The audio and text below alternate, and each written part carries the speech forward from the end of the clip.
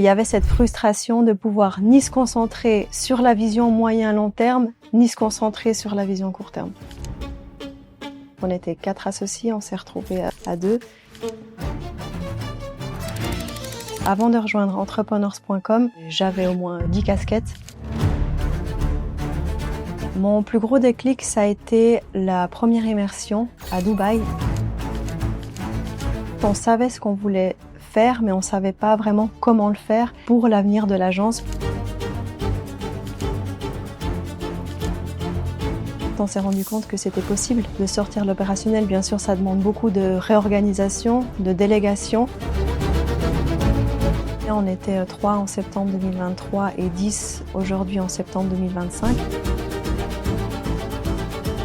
Grâce à entrepreneurs.com, je suis devenue entrepreneur.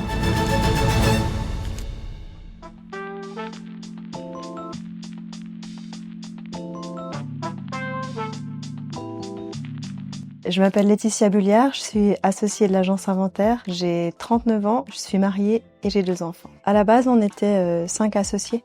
On gérait tous nos projets, on faisait tous notre propre création et administration. Et en juillet 2023, on s'est séparés de 3 associés. On s'est retrouvés à 2 associés et un employé. À ce moment-là, on s'est dit qu'il fallait qu'on revoie en fait la composition de l'équipe. C'est surtout nos personnalités qui ont défini nos différents rôles. Donc moi, mon rôle, il est opérationnel. Je suis au quotidien avec les équipes dans la gestion de projet et dans l'amélioration de tout ce qui est opérationnel, et Maxime dans tout ce qui est stratégique. On a décidé de se faire accompagner au moment où on s'est séparés de nos 2 associés. Donc on savait ce qu'on voulait faire, mais on savait pas vraiment comment le faire. On prend le risque, on fait cet investissement pour l'avenir de l'agence parce que on sait que c'est quelque chose qu'il faut faire aussi sur du court terme et qui sera bénéfique après à long terme. Avant de rejoindre entrepreneurs.com, j'avais au moins 10 casquettes. Il y avait cette frustration de pouvoir ni se concentrer sur la vision moyen-long terme, ni se concentrer sur la vision court terme. Ce qu'on a fait avec mon associé depuis qu'on a rejoint Entrepreneurs il y a 2 ans, c'est justement de prendre du temps pour l'entreprise, pour son développement. Et en fait, on s'est rendu compte que c'était possible de sortir de l'opérationnel. Bien sûr, ça demande beaucoup de réorganisation, de délégation. C'est important d'oser se sortir la tête de l'eau pour voir plus loin. Ce qu'il faut savoir, c'est qu'on est une agence de branding à la base. L'agence, elle existe depuis bientôt 20 ans. Et au fil des années, on a augmenté notre palette de services en incluant du web, des réseaux sociaux, de la vidéo.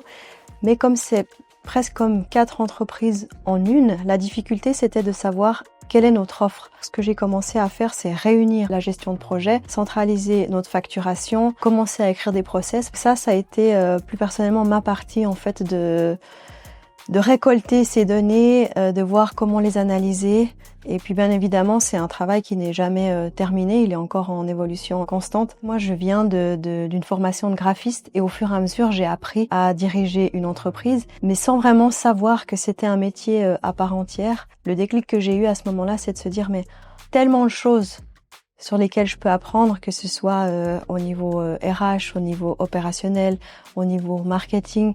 C'est les équipes qui ont le contact avec le client la plupart du temps. Et moi, je suis plutôt là en cas de problème ou si tout d'un coup, il y a besoin de soutien pour quelque chose, pour pouvoir plutôt observer de loin, voir ce qui fonctionne, voir où il y a des problèmes et ensuite pouvoir prendre le temps de le résoudre, ce que je pouvais pas faire avant puisque j'avais la tête dans l'opérationnel et j'avais pas cette possibilité de prendre du recul pour voir ce qu'on pouvait améliorer.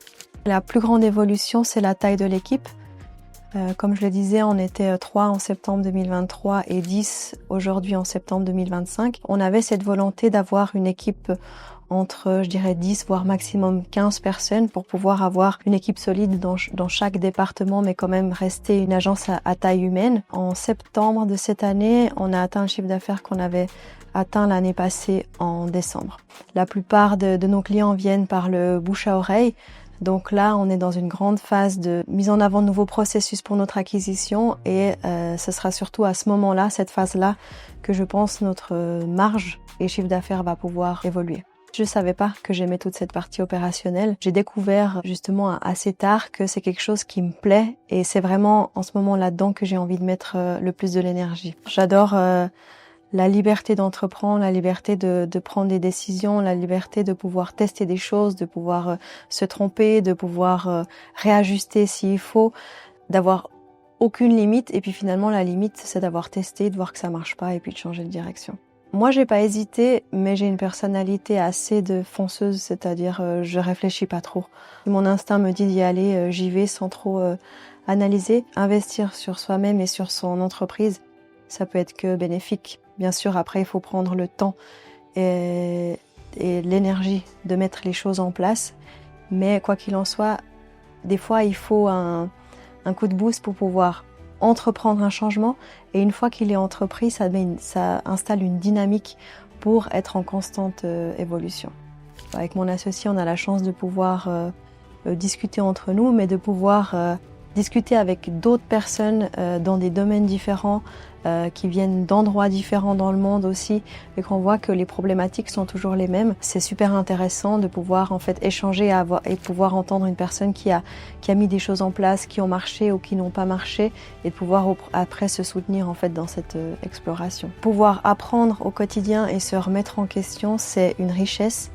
Et que de pouvoir échanger avec d'autres qui nous font sortir de notre zone de confort, c'est rare et c'est une opportunité qu'il faut saisir.